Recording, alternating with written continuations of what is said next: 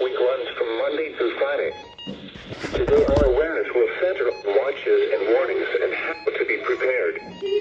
Tornadoes are nature's most violent storms with wind speeds reaching over 300 miles an hour. A tornado watch means conditions are favorable for tornado development. This is the time to prepare, especially if you live in a mobile home or other structure with a poor foundation. Knowing what to do in advance will dramatically increase your survivability. A tornado warning means a tornado has been sighted or indicated by radar. Take cover immediately as severe weather is imminent or possibly already in progress.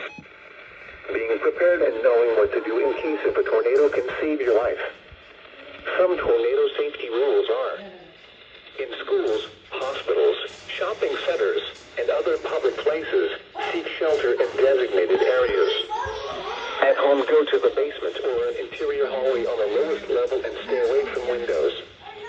In vehicle, try to outrun a tornado. Abandon your car and hide in a ditch or